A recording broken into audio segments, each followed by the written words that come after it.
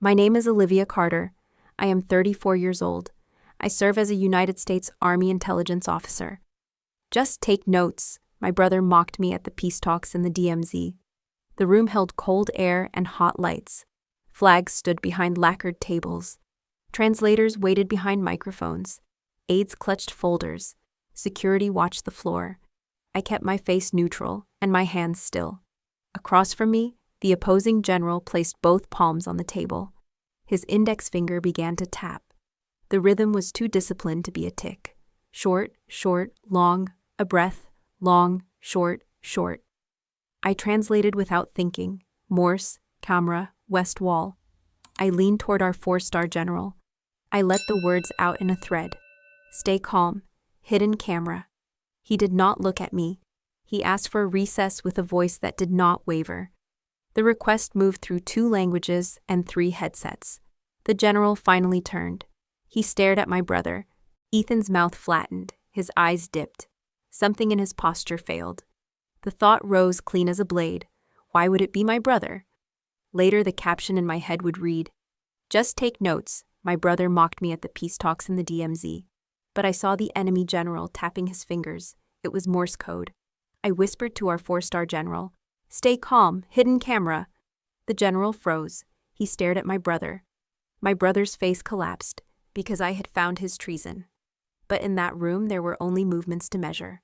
2 technicians entered during recess. They swept the west molding with an optical wand. The wand paused. A pinhole stared back. A wire slender as a vein ran to a junction box that had no business there. The team documented. The lights stayed polite. When we returned, water glasses and nameplates sat exactly where they had been. The performance resumed as if no hands had touched the stage. I watched Ethan's left thumb tremble once before his palm trapped it. He had teased me that morning in a tone he reserved for family. Now the tone felt borrowed from a stranger. I wrote what I always write. Time, place, anomalies, behaviorals, actions taken. I wrote that the general's cadence slowed after recess. I wrote that the opposing aide touched his earlobe, folded his arms, checked his watch without looking at the face. I wrote that my brother avoided my eyes. Writing is not vengeance. Writing is evidence. That sentence steadied me. I kept my breathing low, 4 in, 4 out. Ethan scribbled. He looked good at looking busy. The meeting wound to a stop. Chairs sighed. Metal scraped marble. In the hallway, he matched my pace. "We should grab dinner, noodles on the corner," he said. I said I needed to review my pages. At the elevator, he leaned against the frame. He said it again. "Just take notes." The doors opened. I stepped inside and nodded. In my room, I set the notebook on the desk and pressed my hand against the cover. Training says the first error is gossip. The second is acting like a hero. I did neither. I opened the window an inch. Neon washed the curtains. I wrote 1 line at the bottom of the page. "I will not mistake fear for facts. I will not mistake love for facts." Then I sealed the page with a strip of tape, my ritual when something matters. I stood at the sink, ran cold water, felt it bite my wrists, counted until it went numb. My brother and I share a house and a history. None of that belongs in a report. What belongs are taps on a table, a pinhole in a wall, a tremor hidden by a palm. I shut the water, dried my hands, returned to the desk, and outlined the next decision. I would widen the circle by 1, no more. Facts before grief, process before pride. That was how the night would hold. The table smelled of lemon polish, a scent that tells you how recently a space was touched. I noted the waterline on my glass. Condensation curved like a small clock. Across the way, a translator adjusted his headset. His eyes tracked the general's hand, not his mouth. Details pile up. Later, they arrange themselves. For now, they wait. When the recess ended, I watched the door latch. Brass shivered as if a coin had landed. Training says do not confuse certainty with clarity. I wrote the tap, the glance, the tremor, and let the meaning wait its turn. Outside, sirens faded into traffic. Inside, the carpet carried the weight of boots pretending to be shoes. My pen felt heavier than it should. Duty can add ounces. My name is Olivia Carter. I am a United States Army intelligence officer. I tell stories to paper so commanders can act. When I was 9, rain turned the creek behind our house into a brown river. Ethan crouched and told me to climb on. He carried me across. I felt taller on his back than I ever felt on my feet. When I was 12, he showed me how to tie a square knot and a runner's knot. He said a good knot is a quiet promise. Later, we chose different routes under the same flag. I went to the field. He went to the corridors where decisions are worded carefully. The years moved. My promotions arrived. Ethan smiled and clapped. The smile thinned as the clapping faded. He learned to place a joke between us. Just take notes, Liv. I let the joke live because it kept us from saying harder things. By the time we flew to the DMZ, we had a style for not arguing. We talked logistics and weather. My assignment there was narrow and necessary: observe, record, recommend when asked. I sat behind our 4-star general with a notebook and a steady pen. Before the first session, Ethan tapped my shoulder and offered a canned coffee we used to buy in the field. He said I would need the sugar. Then he added the old line: just take notes. What I saw in that room is in the record: the tapping finger, the Morse, the whisper, the recess, the pinhole. The way Ethan's eyes drifted from mine, as if my gaze were a question he could not answer. What I did not see mattered too. I did not see who hired a contractor. I did not see who signed for a tool chest. Intelligence is a fence line between what you know and what you cannot know yet. When the day ended, I walked the hall beside Ethan. He suggested dinner. I asked for an hour with my notes. The elevator closed. He repeated the line: just take notes. In my room, I set the notebook flat and wrote the day as if I were writing the weather, precise, nothing extra. I added a margin line for myself. I will not mistake fear for facts. I will not mistake loyalty for facts. I tied my laces the way he taught me. The tug steadied my hands. I stood at the window and let the city draw long lines of light across the glass. I thought about calling him. I did not. I counted my breath and let training do what training is for. Widen the circle by one when the time is right. The next morning, I met him in the cafe. He slid a chair out with a small show of manners. The kindness landed next to the ache. On the way to the compound, we rode in silence while the city lifted its shutters. At the gate, the guard saluted. We entered the day that would test our lanes. In the briefing room, I opened to a clean page and wrote a header: limited viewpoint, confirm externally. I listed the observable, the tap, the recess, the camera, the tremor, the glance away. I did not assign motive. I did not invent a story to hold my fear. We grew up in a house where service felt ordinary. Our father ironed shirts on Sundays and told us that quiet work keeps a nation upright. Ethan believed in rooms. I believed in roads. Promotion statistics changed our dinners. We both pretended not to notice. At the DMZ, my tasking order was plain: sit behind the principal, observe without interfering, record behaviorals, flag contradictions after the session. I wrote what hands reveal when mouths are careful, how a smile can arrive late, how a breath can stall before a risky sentence. I am paid to notice when something small tilts the larger frame. Before the morning session, he handed me a canned coffee. It smelled like early buses. He added the refrain: just take notes. After the camera was found, I understood the limits of my lane. I could describe a tap and a tremor. I could not supply a verdict. That night, I wrote a clean account: times and places and actions. Nothing of family. I noted my limits. I wrote that my seat gives me a narrow view, that other sources must confirm or deny. In the cafe before dawn, he asked if I had slept. He told a junior officer that discipline is a kindness. The officer nodded. On the drive, the compound rose from fog. The guard saluted. We moved forward. In the briefing room, I set my pen at the margin and waited for the hour to begin. I told myself one thing as the door opened and the general stepped in. Maybe I misunderstood, but facts do not lie. During the first break in the peace talks, I stepped out into the narrow hallway, the cold air from the DMZ seeping through the poorly sealed windows. The room behind us had been thick with tension, military aides whispering, translators flipping pages, and that faint click of a pen that never seemed to stop. One of the tech officers jogged toward me, his face tight. "Ma'am, we found something," he said quietly. He motioned for me to follow. They led me back into the conference room, but not to the table. Instead, we stopped by the west wall, exactly where the Morse code message had pointed. There, hidden behind a decorative panel, was a pinhole lens no bigger than a sesame seed. The wires trailed down inside the wall cavity, disappearing behind layers of wood and concrete. A second tech approached, holding a small tablet. "This feed's not ours," he said, showing me a grainy black and white image. Our negotiating table, from a high corner view. I felt my pulse quicken.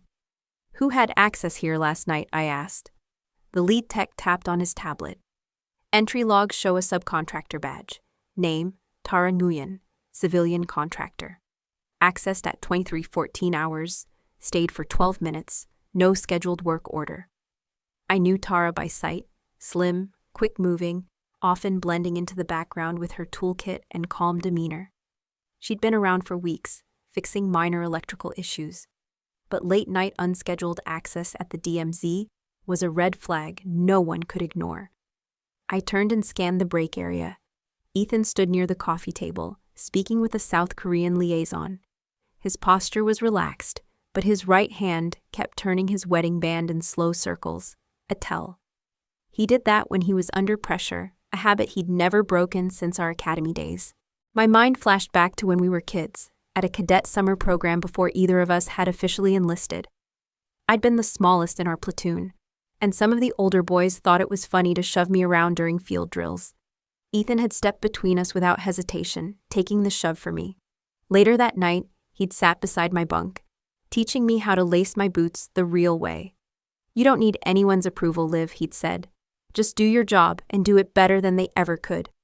That memory clashed hard with the man I saw now, calm on the outside, but with that restless hand betraying him.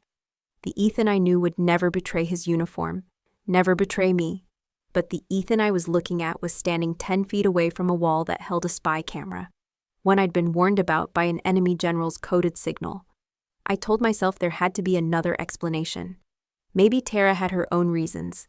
Maybe Ethan's nervous tic meant nothing. But the facts were stubborn. A hidden camera, a civilian with unscheduled access, and my brother's subtle avoidance of my gaze. As the break wound down, I walked back toward the table, my steps measured. Every soldier learns early that suspicion can rot a team from the inside out. I needed to be sure before I moved a muscle toward action. But the question burned anyway, low and relentless. Was I chasing the wrong person? Or was I afraid to face the right one? Back at the hotel, the frost on the window pane reminded me how close we were to the border. The peace talks might have been paused for the night, but my mind wasn't resting. I had barely set my bag down when there was a knock at my door. It was Ethan's aide, a young specialist with the kind of nervous energy you could spot from across a room. "Ma'am, Colonel Carter asked if you could drop this off to him tomorrow morning," he said, holding out a slim black document case. He forgot it in the motorcade. I took it with a polite nod, though the weight in my hands wasn't just physical. This was an opportunity, and a test. If I was wrong about Ethan, this would prove it. If I was right, I needed evidence no one could argue with. From my field kit, I pulled a vial no bigger than a lip balm tube. Inside was a thin, clear fluid that dried to a faint shimmer under ultraviolet light, an invisible tracking ink used in counterintelligence sweeps. I'd used it before to trace the movement of classified materials when we couldn't afford to plant an obvious bug. I slipped on nitrile gloves, dabbed a barely visible crescent mark along the inside flap of the case, and then brushed a second layer across the handle. Under normal light, it looked untouched. Under the right scanner, it would sing like a beacon. The next morning, I handed the case to the aide in the lobby. "Tell my brother I said he's welcome," I said, keeping my tone easy. Then I let the net tighten. 2 hours later, in a quiet cafe across from the ministry annex, my secure tablet pinged. The ink's sensors were live. The case had moved southeast, not toward the DMZ compound, but into a row of mid-rise buildings in the old business district. The tracking overlay showed it stopping in one spot for 37 minutes. I zoomed in on the map. The address belonged to a serviced office suite. My stomach tightened when I saw the reservation records. Booked 2 weeks ago under the name Tara Nguyen. I needed a second set of eyes. I called Lieutenant Colonel Lopez from the Joint Counterintelligence Task Force. He'd been my sounding board since I first got wind of possible leaks. His voice came low and steady over the line. If you're right, Liv, you can't take this through the usual channels. Go diagonal, DOJ CI. Keep military CID in the blind for now. Going diagonal meant bypassing the military's own investigative paths and feeding the intel directly to Department of Justice counterintelligence. It was risky. It also meant someone higher up could pull the plug before the evidence saw daylight. I kept my voice even. Copy that. I'll package what I've got. For the next 3 hours, I forced myself to sit still, working on reports while the case's tracking signal went silent, then reappeared. At 19:30 hours, it pinged again, this time back at my hotel. I waited until I knew Ethan was out at a dinner with the delegation before heading upstairs. The case was back in his suite, sitting on the desk as if it had never left. When I asked to borrow it, an excuse about needing to verify the format of the peace talk minutes, Ethan didn't hesitate.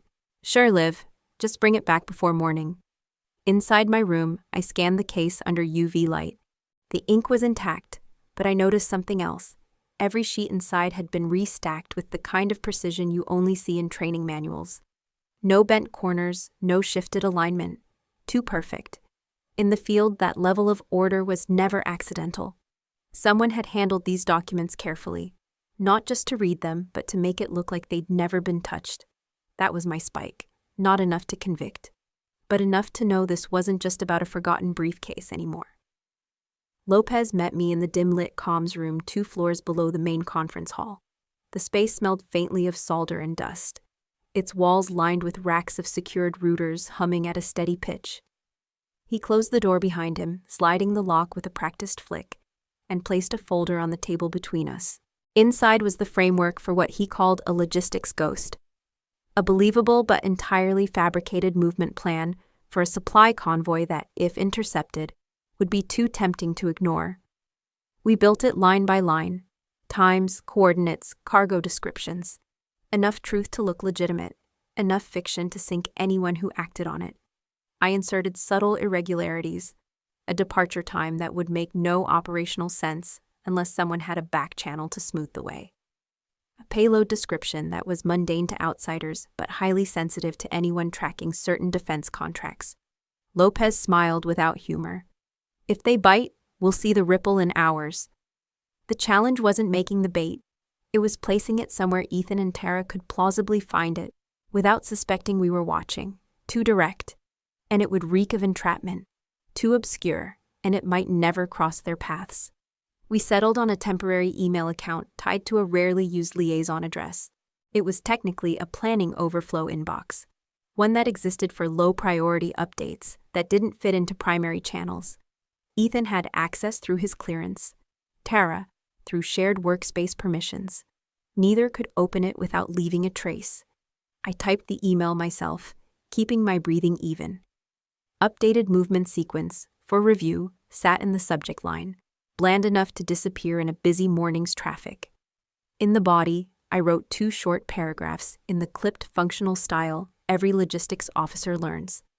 Lopez embedded the tracker, a fragment of code that would ping our secure terminal the moment the message was opened. As I hit send to the overflow inbox, a thought coiled through my chest.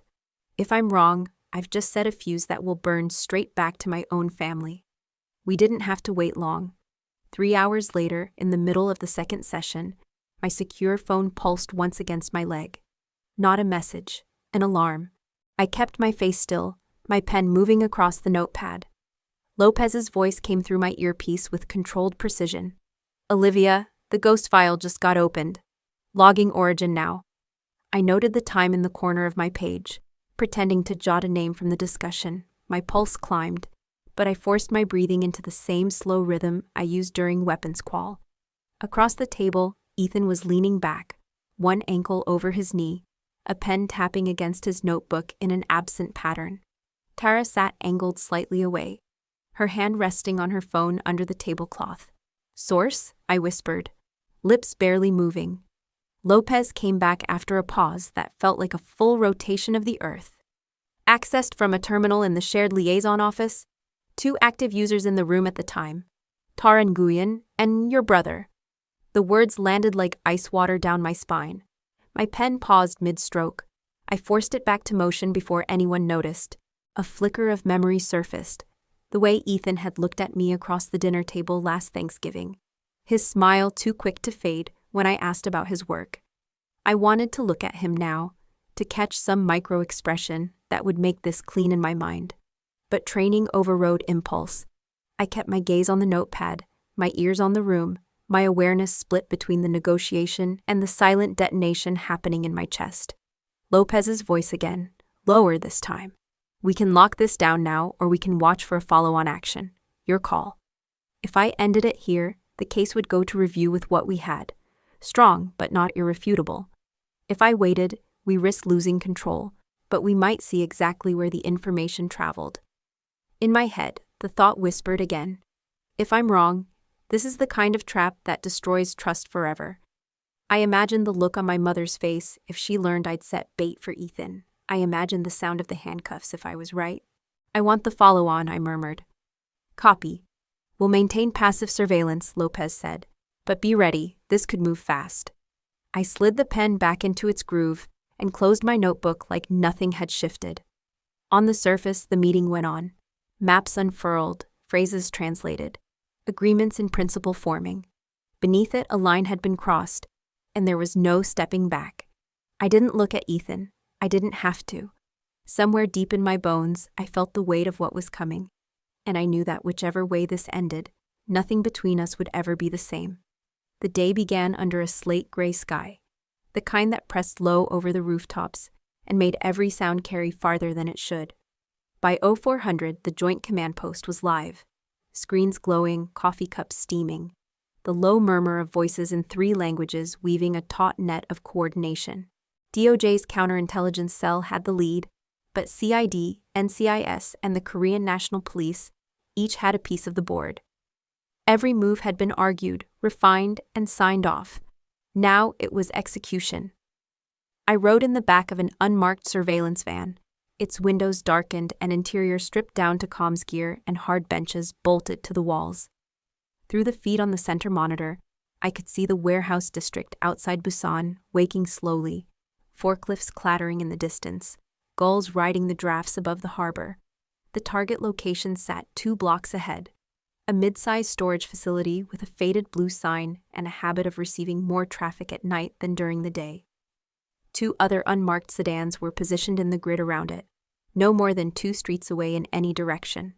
To a casual observer, they were delivery vans, construction trucks, or just cars parked too long. To us, they were anchors in a closing net. At 0617, Tara appeared on the grainy feed from the alley camera. She wore a dark windbreaker and carried a messenger bag slung low against her hip. Her pace was brisk but not hurried, her eyes flicking to the corners of the street like she was checking for traffic. She approached the side door of the warehouse, the one shielded from the main road by a stack of rusting shipping containers. The camera zoomed in just enough for me to see her hand dip into her jacket and pull out a slim access card, the subcontractor's pass we'd logged in the entry records weeks ago. The magnetic reader blinked red, then green. The door gave under her push, and she disappeared inside without looking back. 30 seconds later, another figure entered the frame, Ethan. He stood just outside the threshold, not crossing in. His stance was casual, one hand in his jacket pocket, the other holding a phone to his ear. His head tilted slightly, as though he was listening to someone in real time. Every so often, his lips moved, short bursts like he was reading off a string of numbers. Lopez's voice came in my earpiece, low and steady.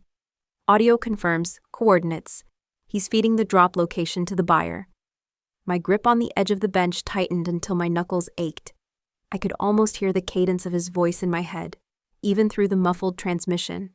The brother who once whispered jokes to me in the chow line at boot camp was now calmly handing over what he thought was classified movement data, our ghost file, to a foreign contact. From the opposite side of the grid, the NCIS team leader reported in Korean to the KNP unit, staged in a disguised delivery van. The reply came crisp and affirmative. The noose was ready to draw. "Stand by, Mark," DOJ's field coordinator said, and the plan shifted from surveillance to arrest. Two black SUVs rolled from their positions at the north and west intersections, silent until the last 20 feet, when the crunch of tires on gravel broke the morning stillness. At the same time, a K&P tactical pair emerged from the alley's blind corner, their movements fluid, unhurried, like part of the street itself. Ethan had just turned his head toward the sound when the first agent reached him. The move was clean, one hand to control the phone, the other sliding the cuffs over his wrist with no wasted motion. The ratcheting click of the double lock was sharp in my ear, a punctuation mark that sent a pulse of cold through my chest. Inside the warehouse, Tara didn't have the benefit of surprise. The second she stepped out from behind a stack of pallets and saw the NCIS badge, her hand twitched toward her bag. The lead agent was faster. He caught her wrist, pivoted her to the wall, and in the same motion, the steel closed around her. No shouting, no struggle that lasted more than a heartbeat. Just the quiet, decisive sound of years of training in motion, the soft thud of boots repositioning, the faint clink of gear, the whisper of Velcro straps being secured. Lopez's voice broke the silence in my earpiece. Targets secure, no civilians in play. Moving to transport. I exhaled slowly, only then realizing how long I'd been holding my breath. On the monitor, Ethan's face was angled away from the camera, but I caught a glimpse as he was guided toward the SUV, a flash of something I couldn't name. Not defiance, not fear, something older, more tired. For a second, I wanted to ask for a hold, to walk up to him myself and demand to know why. But the operation was moving, and in the rhythm of a joint arrest, hesitation has no place. The feed cut to black as the transport doors closed. The van's engine rumbled to life, and we pulled out of the shadowed street into the pale light of morning, leaving the blue-signed warehouse and its secrets behind. The vertical spike had landed, and though the cuffs were on someone else's wrists, the weight of them felt heavy on mine. The convoy rolled back into the secured motor pool, engines ticking in the cool air. I stepped out of the surveillance van and felt the weight of every eye on me. The operation had gone exactly as planned. No injuries, no collateral, but the air was thick with something far heavier than relief. Inside the briefing room, the buzz was already rising. People stood in small clusters, arms folded, voices low but sharp enough for snippets to carry. The DOJ team filed out first, their focus already shifting to processing and chain of custody protocols. That left just our unit and the CID liaison. And that's when the temperature in the room shifted. Captain Morris was the first to speak, his jaw tight, eyes flicking from me to the door where Ethan had been led out in cuffs less than an hour ago. Olivia. Was this coordinated with command? His tone wasn't curious. It was accusatory, the kind of question that didn't really seek an answer but wanted a confession. I kept my voice even. The op was cleared through DOJ CI and coordinated with CID. Everything went through proper channels. Proper channels, Sergeant Ellery muttered from the corner, that somehow didn't loop in the rest of us until the takedown. He shook his head, not hiding the bitterness. Family matters. Are you sure? The phrase landed like a challenge. Not just are you sure you did the right thing, but are you sure you didn't just burn your own blood to look clean in front of outsiders? A couple of the younger techs exchanged glances, their expressions a mix of unease and curiosity. One of them, Specialist Reiner, didn't bother lowering her voice. Feels like she went behind the unit's back. Feels like betrayal. The word hit me harder than I wanted to admit. I'd spent my entire career in this community. We prided ourselves on trust, on never leaving a teammate in the dark unless absolutely necessary. But this wasn't about trust between operators. It was about national security, and the truth doesn't care whose last name it shares. I forced myself to keep my posture steady, hands relaxed at my sides. Data doesn't lie, I said, letting the words hang in the air. No anger, no defensiveness, just the simple statement of fact. The room went quieter, but it wasn't agreement. It was the kind of silence that comes when no one wants to say what they're thinking in front of a recorder. Somewhere in the pause, my mind slipped backward. I was 13 again. The rain coming down in a steady sheet that turned the yard into a patchwork of mud and puddles. Ethan and I sat on the porch, our boots caked, each of us holding an old rag as we worked the grime off our shoes. He was 17 then, taller but still gangly, his elbows knocking against mine as he teased me for taking too long. "Come on, Liv. You've got to treat the leather right," he'd said, brushing with short, careful strokes. "You keep your gear in shape, it'll take care of you." We'd laughed, flicked mud at each other, the smell of wet earth and saddle soap thick in the air. In that moment, there was no space for suspicion or strategy, just the simple bond of shared chores and an unspoken promise that we'd always look out for each other. Now, standing in this room, I could almost feel the weight of that memory pressing against the reality in front of me.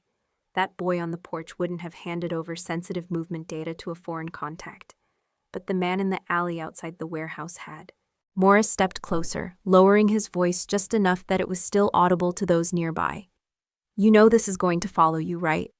People don't forget when blood gets spilled, figuratively or otherwise." I met his gaze. "Then let them remember it correctly." He studied me for a long beat before turning away, signaling the end of the exchange. The CID liaison broke the tension with a dry, procedural reminder. "Statements will be taken individually. Chain of evidence review starts in 30 minutes. People moved, but the undercurrent remained, a slow, deliberate current of doubt that I could feel even when no one was speaking. As I gathered my notes, the murmurs started again, quieter this time, but still cutting through. "Family matters. Are you sure?" I didn't answer them aloud. My reply was the same one I'd already given, to myself, to anyone who asked, to the memory of the boy on the porch. Data doesn't lie. And if I'd been wrong, the consequences would have been mine to carry alone. The next morning, the air at the joint security area was unnervingly still. The DMZ has its own kind of silence, a layered quiet that hums with the tension of decades. Even inside the reinforced conference hall, you could feel it. The walls were painted a bureaucratic green, but the windows looked out toward the razor wire fence, the watchtowers, and the expanse of land that served as both barrier and reminder. We sat in a semicircle, the long conference table stretching between us. A 4-star general from U.S. Forces Korea sat at the head. His uniform was immaculate, his ribbons catching the morning light. Papers were laid out neatly in front of him, but I knew most of what he had to say wouldn't come from the pages. Ethan was seated across from me, his posture disciplined but rigid, like a man holding his breath. He wore his service uniform, creases sharp, collar perfect, but there was a tightness in his jaw that betrayed him. He glanced my way once, but it wasn't the look of a brother searching for understanding. It was the look of a man calculating what could still be salvaged. The general lifted his pen, twirled it once between his fingers, then set it down with deliberate precision. His gaze fixed squarely on Ethan. "We know everything." The words landed like a controlled detonation. No raised voice, no theatrics, just a statement so absolute it didn't need elaboration. The air seemed to thin. Around the room, the CID officer, the NCIS rep, and the DOJ-CI liaison remained still, their expressions neutral but watchful. Ethan's face barely moved, but I saw it, the smallest flicker in his eyes, like the moment a pilot realizes the warning light isn't a glitch. He didn't speak right away. When he finally did, his voice was low, edged with defiance. "You've been fed lies." The general didn't even blink. "We have your access logs, your communications metadata, your presence on surveillance feeds in restricted locations, and the recovered materials from Busan. This isn't a misunderstanding, Captain Carter. This is a matter of law and of national security." The formality of Captain Carter instead of Ethan was another cut, subtle but deep. It told him that this was no longer family, no longer camaraderie. It was protocol. 2 military police officers stepped forward, their movements precise, hands resting on their belts. Ethan's head turned slightly, scanning the faces in the room, maybe searching for one person who might still speak in his defense. But no one did. His eyes found mine, and for a fraction of a second, the DMZ, the general, the whole room fell away. It was just us, 2 kids on a porch, mud on our boots, laughing about nothing. That memory flashed in his gaze before something colder settled in. "You ruined me," he said. Not loud, not whispering, just a statement, heavy and final. I didn't flinch. My voice stayed level. "No, you ruined yourself. I just took notes." A muscle in his cheek twitched. For a moment, I thought he might lunge into an explanation or a plea or even an apology. But instead, he let out a short, humorless laugh, more like an exhale through clenched teeth, then stood when the MPs motioned for him to rise. They cuffed him quietly, no metal snap, no drama, just the sound of a pen scratching on a clipboard as the CID officer recorded the time. As they led him toward the door, he looked back once, not at the general, not at the evidence spread across the table, at me. It wasn't a look of hatred exactly, more like someone trying to memorize a final image before the door shuts for good. The MPs escorted him into the corridor, their boots striking in perfect unison. The door clicked shut behind them, and the room seemed to exhale.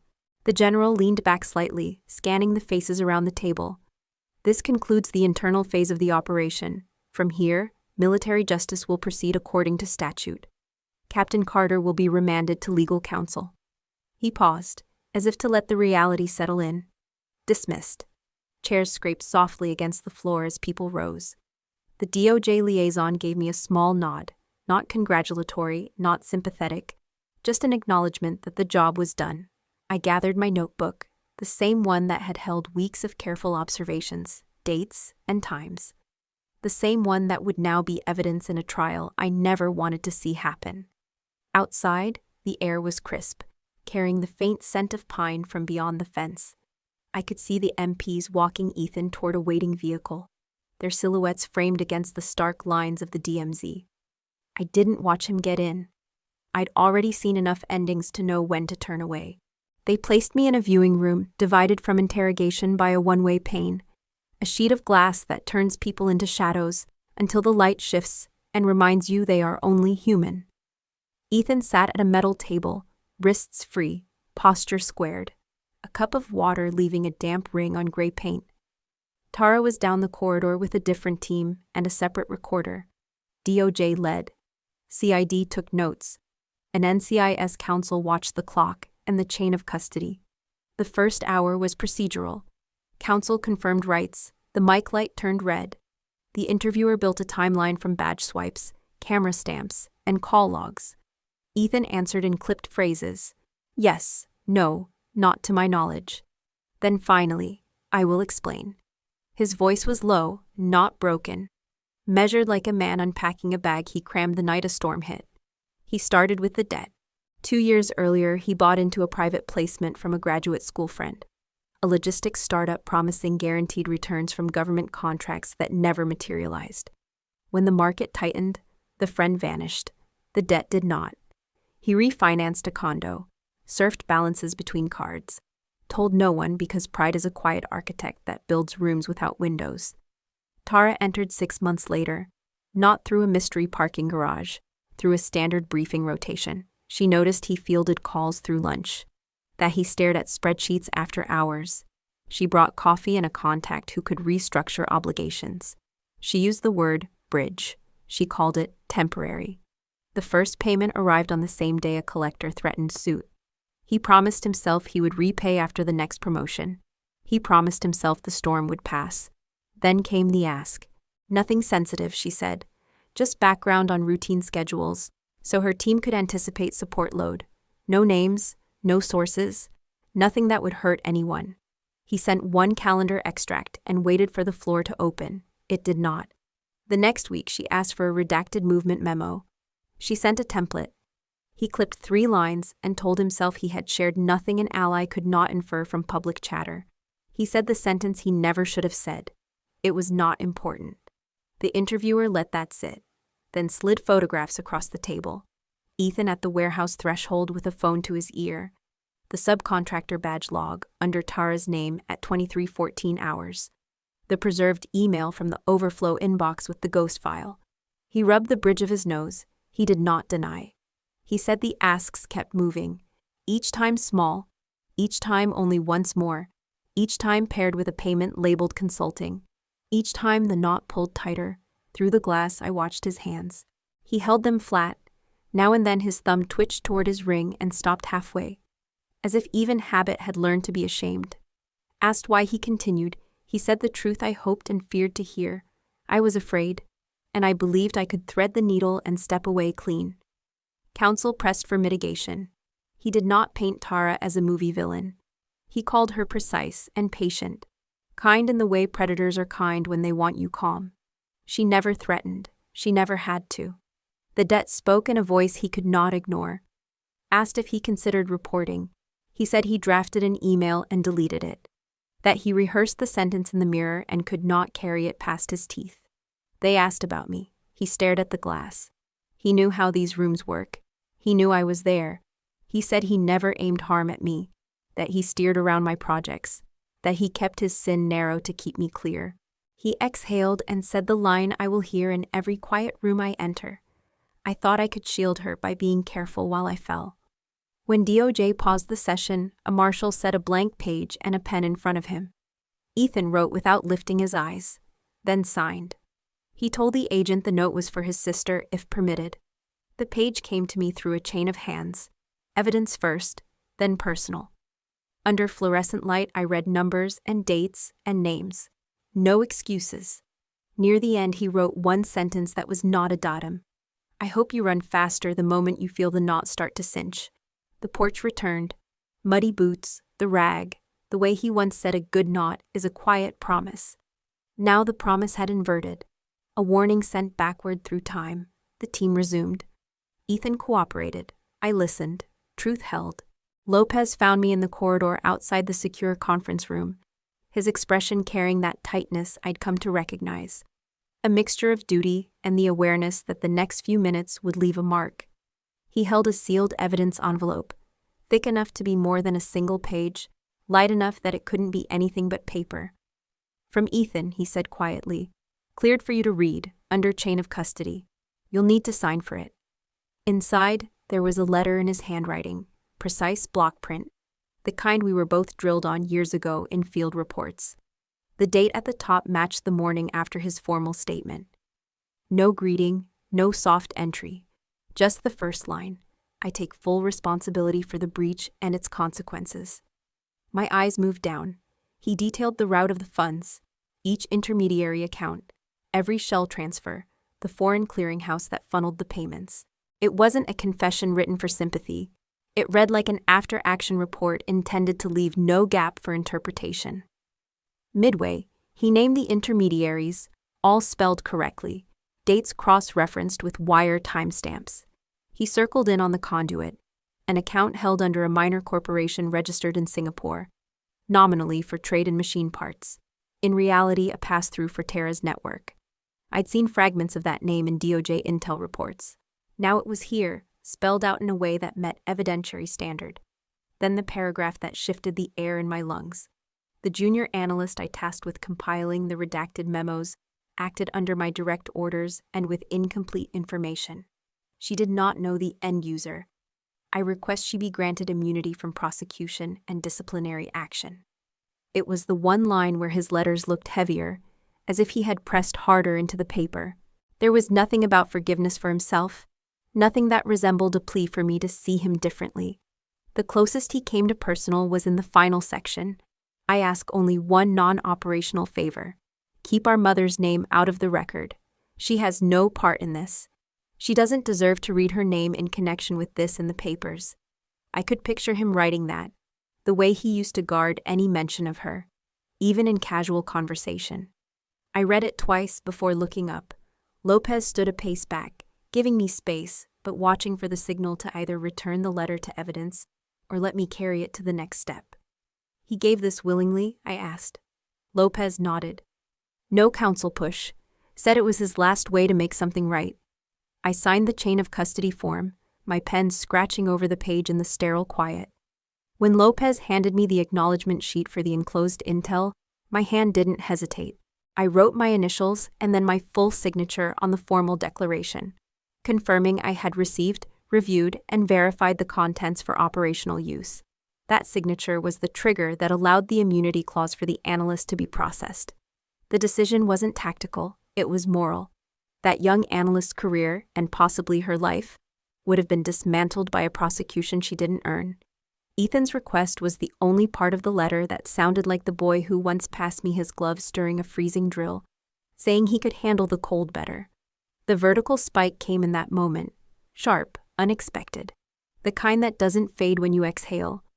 I realized I was doing exactly what he asked, not because he deserved it, but because the innocent did. The letter closed the loop between what he had destroyed and what he could still protect. I placed the document back into the evidence envelope and sealed it under Lopez's supervision. As the tape pressed down, I thought about the strange balance of justice, how even in the wreckage of a betrayal, there can be one act that resists the pull toward complete ruin, and how sometimes signing your name can be less about loyalty to blood and more about loyalty to the truth that no one should be collateral damage. When Lopez took the envelope away, the weight in my hands was gone, but the mark it left on my thoughts wasn't. Ethan's words were now part of the official record and part of mine. I remembered the smell of pine and damp earth from that field exercise years ago, when the rain had been coming down for 2 straight days and morale was lower than our rations. We were both soaked through, mud caked to our boots, steam rising off our gear when we stopped for the first real break in hours. My hands were stiff with cold, fumbling at the zipper of my pack, when Ethan sat down beside me without a word. He unwrapped the sandwich he'd been saving, 2 slices of bread pressed flat by the weight of his pack, a smear of peanut butter and a sliver of jelly, and then, without hesitation, tore it in half. Except it wasn't really half.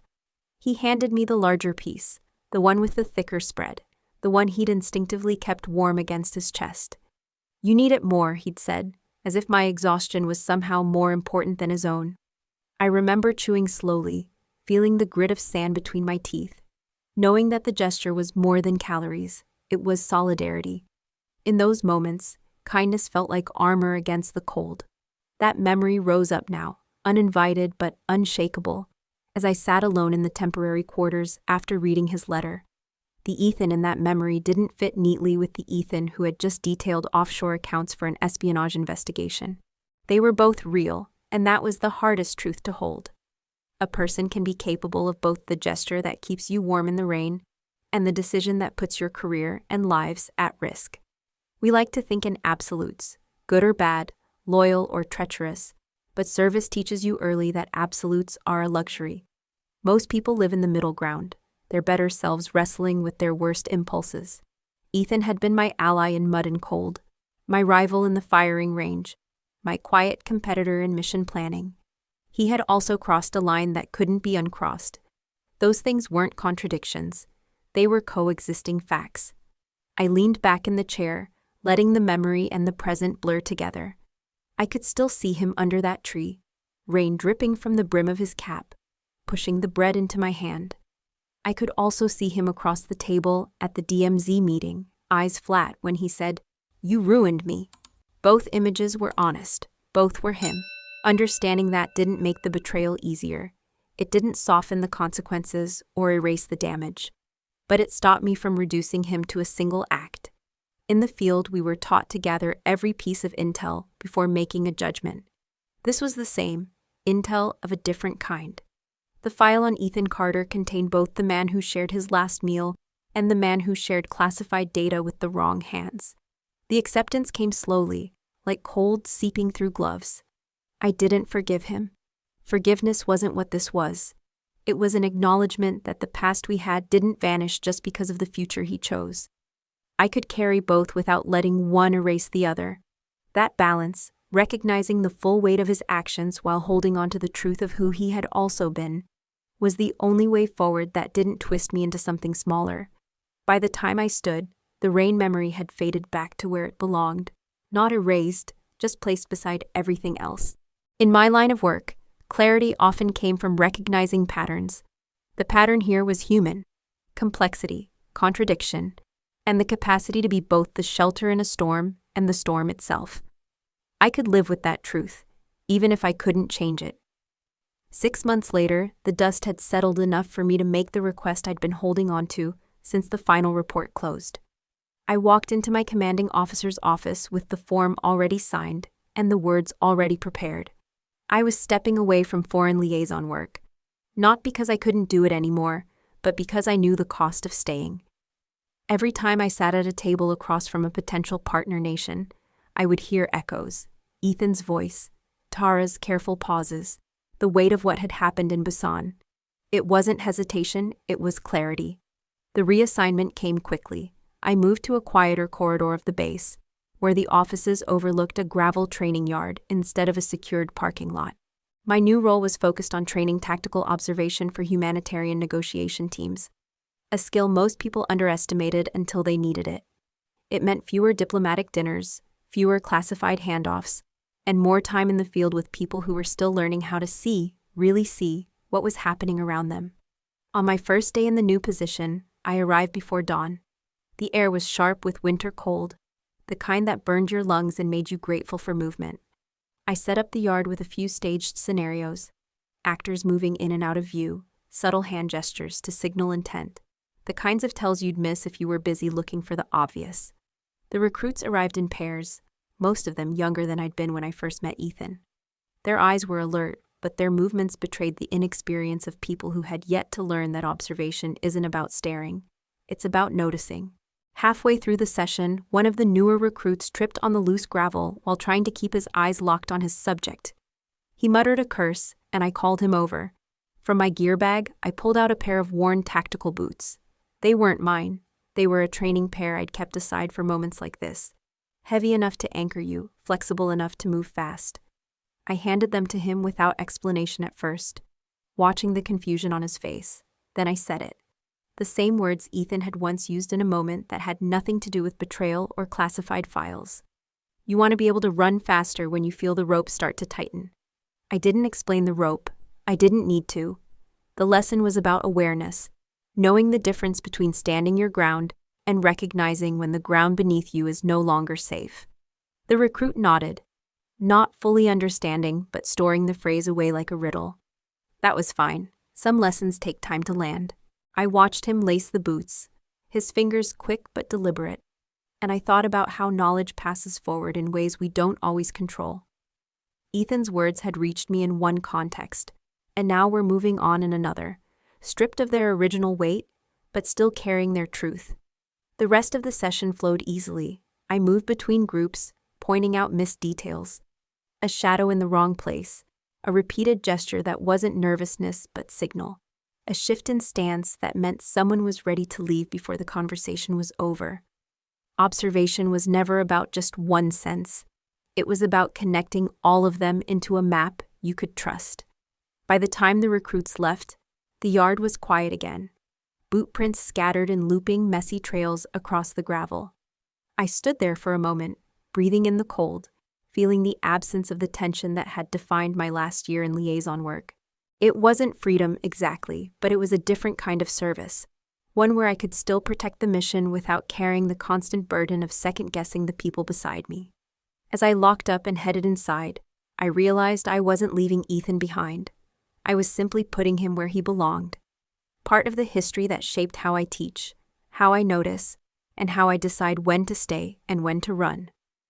There's a certain stillness that comes when you watch someone else recognize a sign you once had to learn the hard way. Weeks into my new assignment, I saw it happen during an advanced observation drill. One of my trainees, a quiet but razor-focused woman named Jensen, froze mid-exercise. She didn't break eye contact with her target, but I caught the slight shift in her stance. She leaned back, not retreating, just recalculating, like she'd picked up on something subtle. When the drill ended, she came to me and said, "I don't know why, but I felt the setup wasn't right. The timing of his movements was off." I didn't tell her she'd just caught the same kind of irregularity that, years ago, I'd missed until it was almost too late. Instead, I asked her to walk me through every detail she'd noticed. The way she broke it down, posture, pacing, a glance too calculated to be casual, was almost word for word what I would have said. I felt an unexpected wave of relief, the kind that loosens something in your chest you didn't know was still clenched. The knowledge had landed. The rope metaphor was no longer just mine to carry. That night, walking back to my quarters, I thought about how many moments in the past year had been defined by strain, suspicion, and the constant pull between duty and loyalty. Now watching someone else detect the earliest threads of danger, I felt lighter. It wasn't about vindication. It wasn't about proving I'd been right. It was about knowing that what I'd endured and what I'd learned wasn't going to end with me. When I look back now, The bitterness that once sat in my gut like a stone is gone. In its place is something sharper but cleaner. Clarity. I see the past for what it was, not for what I wish it could have been. Ethan was both the man who once split a sandwich with me on a cold training day, and the man who made choices that dismantled trust piece by piece. Both truths coexist, and neither cancels the other out. Clarity doesn't mean forgetting. It means you stop carrying the weight in ways that slow you down. You learn to set it down where it belongs, in memory, not in your hands. That's what I tell my trainees when they struggle with the idea that people can change in ways that hurt us. You don't have to choose between the good they were and the harm they did. You just have to see both without letting either blind you. During our final training of the month, Jensen caught another anomaly, a subtle one, almost invisible to anyone who wasn't actively looking. I watched her signal her partner without hesitation, the same way I once wished someone had signaled me. The rest of the class followed suit, adapting on the fly. When it was over, she walked past me with the faintest smile, not one of pride, but of understanding.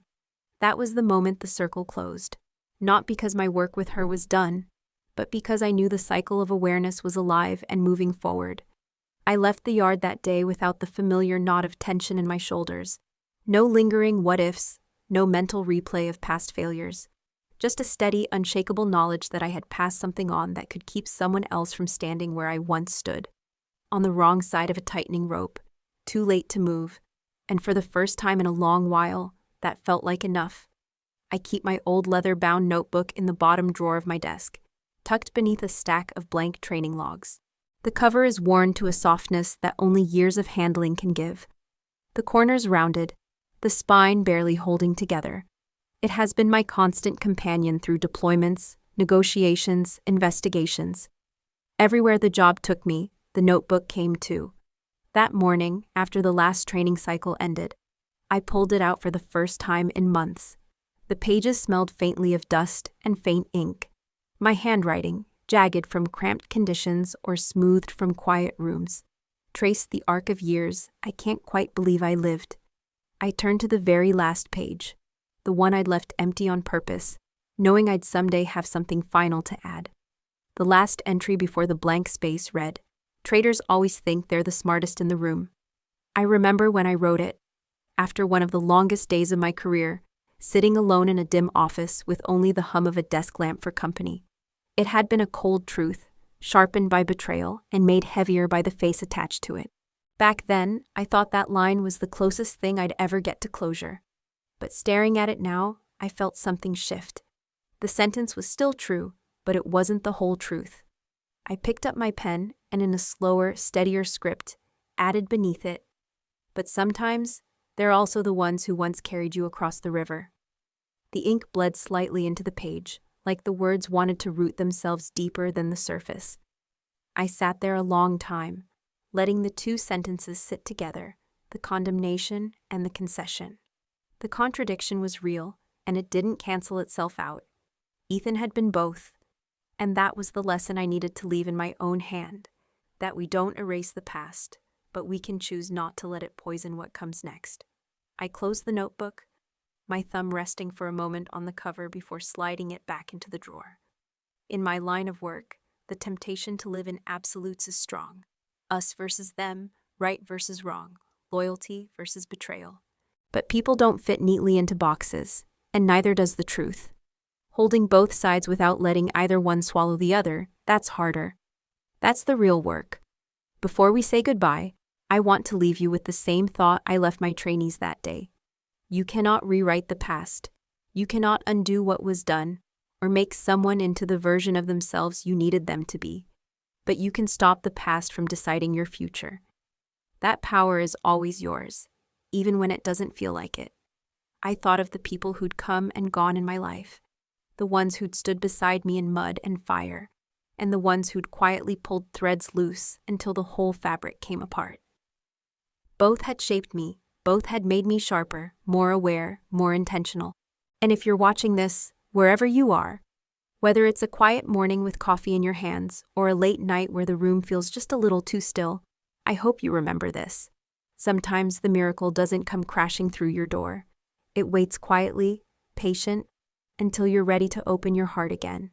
And when you do, it will change the way you carry everything that came before. Some habits don't change. I still prefer to sit one row back from the front, whether it's in a briefing room, a lecture hall, or the corner of a field exercise. It's the vantage point where you can see more than just the speaker. You can see the reactions, the whispers, the shifting of shoulders that betray unease. I still keep a pen in hand, still jot quick notes in shorthand only I can fully decipher. But now, the purpose of those notes is different. They aren't ammunition for a report or evidence to lock away in a classified file. They're anchors for lessons I can pass to someone else so they won't have to learn them in the hardest way possible. On a bright Tuesday morning, sunlight poured through the training center's high windows, striping the floor in long, warm bands. My new group of trainees filed in, their chatter low but their energy focused. I watched them take their seats, eyes clear, not yet shadowed by the weight of certain truths. As I started the session, I told them about the rope metaphor, the same one Ethan had once used, though I didn't give them his name. Sometimes danger doesn't come at you head on, I said. Sometimes it starts like a rope around your ankles, so loose you barely feel it. But with every step, every choice, it tightens. The earlier you recognize it, the better your chance to get free. They leaned forward, scribbling notes, the same way I once did. One young man in the second row met my gaze with a look that told me he understood exactly what I meant. That look alone was worth every scar I carried. By the end of the day, I felt that familiar hum in my chest, the one that comes not from adrenaline, but from knowing you've just handed someone a tool they might one day use to save themselves or someone else. That's how you close a circle without cutting it off. That's how a mission changes shape but doesn't end. Looking out over the room, bathed in the glow of the morning sun, I knew my work was still unfolding. The past had been written, yes, but its value depended on what I did with it now. My story wasn't about the betrayal anymore. It was about what I built in its aftermath. Wherever you're watching from, whether it's dawn breaking outside your window or the quiet hours before you turn in, I hope you carry this with you. You don't have to let what hurt you define you. You can take it, reshape it, and hand it to someone else's protection. If this story touched your heart, consider subscribing, not just to hear more stories like this, but to be part of a community that still believes in kindness, healing, and second chances. Thank you for spending your time here with me today. And wherever you are, I hope you remember this. Sometimes the miracle doesn't knock. It just waits until you're ready to see it, pick it up, and pass it on. That's how we keep the light moving forward.